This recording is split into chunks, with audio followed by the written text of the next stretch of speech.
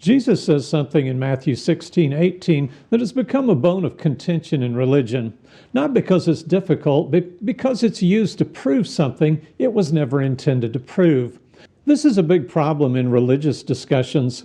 People think that giving a Bible passage should make everyone agree with them. I had this happen to me earlier this year, and when I showed how the passages used were taken out of context, the man leaving the comments just doubled down with more misused passages. This is called proof texting. A doctrine is propped up by citing passages that don't really teach the doctrine. If you knock those aside, a person who proof texts doesn't engage in a profitable discussion on the meaning of those Bible texts. Instead, they just toss in more Bible texts taken out of context. The assumption is the guy with the most passages wins, but that's ridiculous. So what's going on in Matthew 16 and verse 18? Jesus said, "And I also say to you that you are Peter, and upon this rock I will build my church, and the gates of Hades shall not overpower it."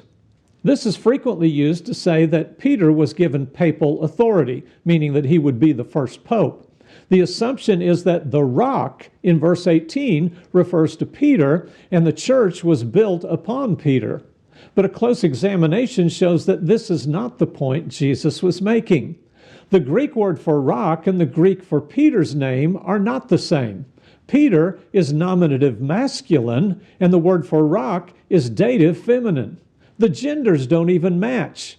So I should not rush to make Peter the rock in this verse. Some scholars try to argue that Jesus would have been speaking in Aramaic, which we can't really prove for sure, and that the words would be precisely the same. However, that ignores the fact that the statement is preserved in Greek, where there is a profound difference. I like to point out the formula aspect of verses 16 and 18. Peter says, "Thou art the Christ," and Jesus says, "You are Peter." There's no difference between thou and you in the Greek, by the way. But why does Jesus say you are Peter? Well, it sets up a parallel. Thou art the Christ, you are Peter. The Son of the living God then corresponds to upon this rock.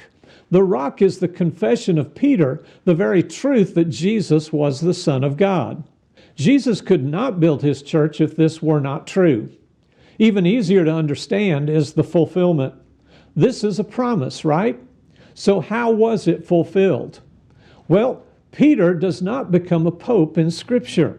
That only happens hundreds of years later as mortal minds begin to explain their deviations from the Scripture. Read the book of Acts. Never does Peter possess more power or authority than the other apostles. He only writes 2 small epistles and is even rebuked by the Apostle Paul in Galatians 2, verses 11 through 21. Jesus was and is the only head of the church.